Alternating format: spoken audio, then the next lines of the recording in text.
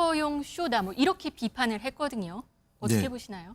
일단 3년 동안 김건희 씨 문제에 대해서 민주당이 지속적으로 제기했었습니다만 계속 옹호했던 정당이 국민의힘이었었고요. 그다음에 그 문제에 대한 수사를 통해서 밝혀야 된다라고 제가 특검을 요구했었습니다만 번번이 그것을 갖다 거부했던 것이 국민의힘이었습니다. 그리고 말씀하신 것처럼 네.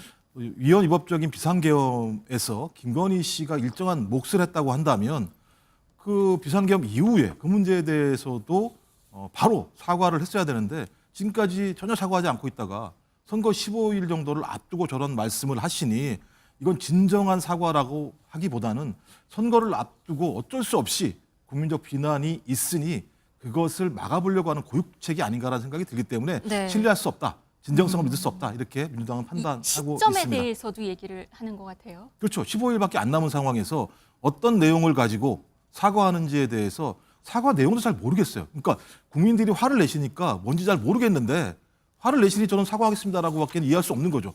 사과는 구체적이어야 됩니다. 무엇을 잘못했으니까 이런 부분들을 사과하고 앞으로 이렇게 바꿔나가겠다라고 얘기하는 게 수순인데 그냥 비대위원장이 나와서 사과합니다라고 얘기하면 국민들이 아이고 잘하셨어요라고 그걸 다 수용을 해야 되는지 저는 국민적 입장에서 사과를 하시는 게 맞다. 네, 결국은 윤 전 대통령이 되고 나서 영부인으로서의 활동을 하기는 했거든요. 뭐 당연히 뭐 대통령이 됐으니까 영부인 활동을 하는 건 맞는데 네. 본인이 얘기했던 국민에게 약속했던 내용들과 전혀 다른 행보를 보이고 있는 측면들이 분명히 있는 거죠. 그러니까 내조를 열심히 하겠다고 얘기했으면 그 내조에 맞게 대통령 부인으로서의 역할을 했어야 되는데 많은 분들이 뭐 세간에 돌아다니는 얘기가 부의제도가 누구야 이런 논란이 있었잖아요. 그러니까 네. 윤석열 대통령이 실제 실권자야 아니면 김건희 씨가 실제 실권자야 이런 얘기들이 많았던 만큼 또 그리고 그 이후에 주가 조작 문제, 공천 개입 문제, 양평 고속도로 문제 여러 가지 의혹들이 제기됐음에도 불구하고 여기에 대해서 아무런 문제가 없는 것처럼 얘기를 했던 거 아니겠습니까? 근데 지금에 와서 소위 비대위원장이 사과할 정도의 상황이 됐다라고 얘기하는 건 3년 동안 계속 거짓말을 하도록 국민의힘이 그것을 용인했다라고밖에 볼 수 없기 때문에 아까도 말씀드렸습니다만 국민의힘은 명확하게 어떤 부분을 사과하는지에 대해서 국민에게 설명할 필요가 있다 이런 말씀을 드리고 싶습니다. 네, 많은 것 같습니다. 의도가 있다고 보는 시각이 있는데 어떻게 보시나요? 말씀하셨던 것처럼 지금 상황 같으면 윤석열 전 대통령이 선거에 얼굴을 비치면 국민의힘이 매우 안 좋은 상황일 수밖에 없는 것 아니겠습니까? 그럼에도 불구하고 계속 선거 과정에서 본인의 모습을 드러내는 이유는 저는 선거 이후라도 윤석열 전 대통령의 자기의 나름대로의 힘, 지지층에 대한 장악력들을 확보하기 위한 전략적 행보라고 생각을 하고요. 그래서 저는 대선 이후에도 파면당한 전직 윤석열 대통령이 이 부정선거라는 고리를 통해서 20, 30대 청년층 또 핵심 지지층들에 대한 영향력들을 제고하기 위한 노력들을 계속할 거라는 생각이 듭니다. 이게 주로 미국에서 트럼프 지금 현 대통령이 네. 과거에 선거에 지고 난 다음에 자기의 선거 동력들을 확보하는 방식이 부정선거에 대한 내용들이었었거든요.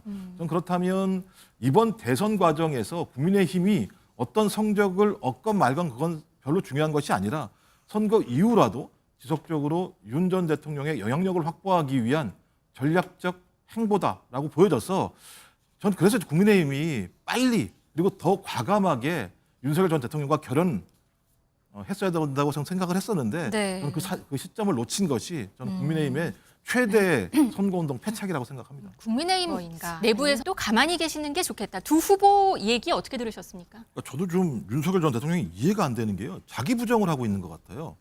지난 선거가 부정선거였다면 본인이 어떻게 당선이 됐죠? 0.73% 아닙니까? 그럼 본인은 부정선거에서 당선된 후보신가요? 그래서 대통령이 되신 건가요? 말도 안 되는 논리를 말씀하시고 계신 거예요. 그러니까 자기가 당선된 것은 부정선거가 아니고 다른 사람들이 당선된 거 부정선거라고 말씀하시는 기준과 증거가 없다라는 말씀을 하나 드리고 또 하나는 친구도 부정하시는 분이에요. 친구요? 자기 친구를 선관위에 사무총장으로 갖다 앉으신 분이신 거 아니에요? 선관위에 앉으신 이유가 뭐겠습니까? 본인이 부정선거라고 생각하시면 그 부정선거 막으라고 그러셨던 거 아니에요? 근데 그 선관위에 간 사무총장인 친구가 뭐라 그랬습니까? 신이 아니면 부정선거가 불가능하다고 얘기했어요. 그럼 친구 말도 안 믿으시는 거잖아요. 그러니까 제가 볼 때 부정선거가 본인이 가지고 있는 최대의 진리인 거죠. 저는 어떻게 이런 발상을 가지고 3년 동안 통치를 했을 것인가, 국정을 운영했을 것인가. 그러니까 저는 이런 사태가 났다고 생각이 들기 때문에 전 지금이라도 윤석열 전 대통령이 3년 동안 국민들에게 많은 고통을 줬고 또 내란을 통해서 국민들의 가슴을 후비가 팠다면 이제라도 저런 행동을 하지 말아야 한다. 하지만 과거의 문제가 아니라 아까도 말씀드렸습니다만 미래에 자기의 정치적인 장악력을 위해서 또 부정선거를 활용하고 있구나라는 생각이 들기 때문에 저는 빨리 그 김근식 그 위원장 말대로 빨리 좀 재구속을 해야 된다 이렇게 생각을 합니다.